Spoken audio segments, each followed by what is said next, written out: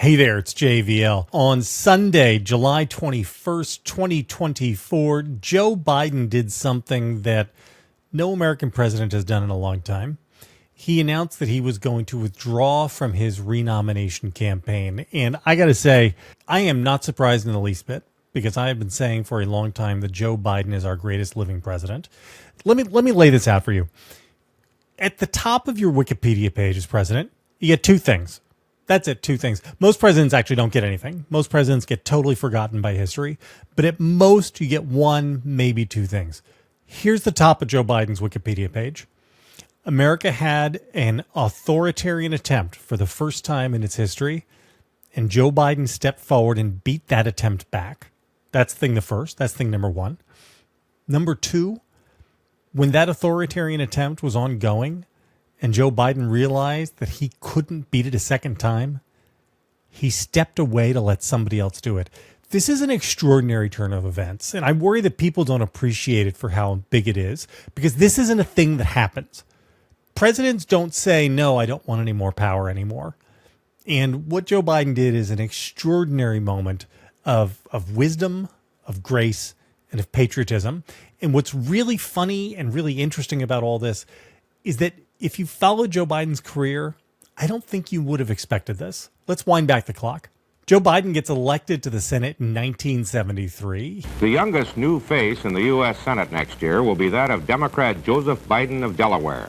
So young, in fact, that at the time of his election on November 7th, Biden was not yet old enough to serve. He winds up spending 40 years of his life in the Senate, and he's always chasing the presidency. This is a guy in a hurry. He's vain. He's a little bit callow. It seems to me that when we got involved in the civil rights movement, Frank, nobody asked Martin Luther King what his legislative agenda was. He marched to change attitudes. When the women's movement started, it did not move with a constitutional amendment. They marched to change attitudes.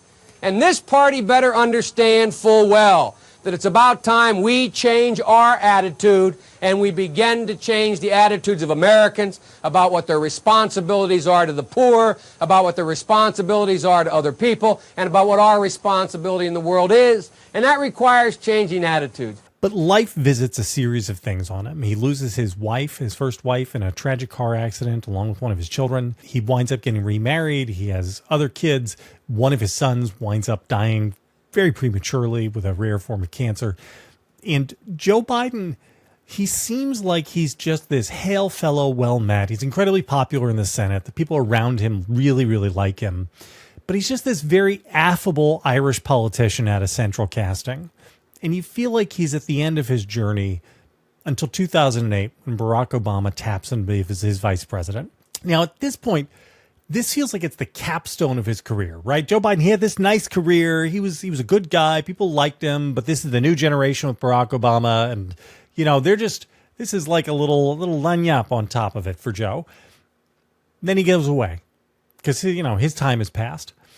And the Obama term goes, and then all of a sudden Trump happens. And nobody, for the first 2 years of Trump's presidency, nobody thinks that Joe Biden is going to run to beat him. Everyone's thinking about, well, Bernie Sanders and Elizabeth Warren and all these other people who are the new hotness. And then Charlottesville happens. And when we get these white supremacists marching in Charlottesville and somebody runs down and kills somebody who's there protesting them, Heather Heyer, that's the moment when Joe Biden, something switches in him. And we realize that this is a guy who his moment is happening right here, this late in life. And he rises to meet it. This is our opportunity to leave the dark, angry politics of the past 4 years behind us, to choose hope over fear, unity over division, science over fiction. I believe it's time to unite the country, to come together as a nation. People forget this all the time. Joe Biden led the 2020 campaign wire to wire. The minute he announced that he was running, he became the Democratic frontrunner. He led the Democratic primaries all the way through, except for a brief period between Iowa and South Carolina. Once he was the nominee, he led Donald Trump from the get-go, wire to wire. Again, it was never close. And people say like, oh, well, the 2020 election was close because the Electoral College and a few states here and there. No, in the aggregate, it was not close at all. Biden won more votes than anybody who has ever run for president. He got the largest popular vote majority since 2008, the second largest popular vote majority since 1992. It's an incredible, incredible success. He beats Donald Trump like a drum.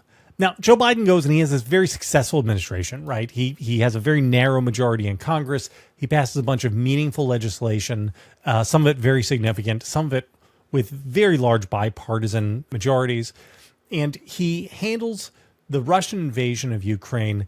You can make a case that this is the best handling of a foreign policy crisis in America since the fall of the Berlin Wall. It's tremendous. But the truth is, Wikipedia doesn't care about any of that, all right? Wikipedia doesn't care about your CHIPS Act. It doesn't care about the bipartisan infrastructure bill. It doesn't care about the Inflation Reduction Act, right? Wikipedia is focused on those two big things. And so we get here to this moment where Donald Trump has come back. Donald Trump has said that he would like to be a dictator. Donald Trump has said he wants to terminate parts of the Constitution. Donald Trump has picked as his running mate a guy who says that Trump should defy the Supreme Court should they rule against him. That's what J.D. Vance said. And Biden surveys all this and realizes that he's physically compromised. He's not going to be able to serve out 4 years, and he's not going to be able to mount a vigorous campaign to beat Trump. And he steps aside. He just steps aside. Again, I think about that scene in Hamilton with King George when he's told that George Washington has decided not to run, and Jonathan Groff says, "I wasn't aware that was a thing a person could do." I wasn't aware that was something a person could do. It's just this tremendous American moment, and I want to underline why I think this happened. You look at presidents. Presidents almost always seem larger than life. They're figures like Barack Obama or Bill Clinton or Ronald Reagan, George H.W. Bush to his own degree as well. Certainly, look, whatever you want to say about Donald Trump, that guy is larger than life, right? Joe Biden was never like that. Joe Biden was always very life-sized. Joe Biden is, he's a normal, average kind of guy. He's already an old man by the time he grabs the brass ring that all these other politicians spend their lives going after. And I think that's why, in the end, Joe Biden was able to step aside when the country needed him to. Because he was never bigger than the office. God bless him for it. History had its eye on Joe Biden, and Joe Biden met his moment. Now history has its eye on the rest of us. It's time to do our job. Let's go.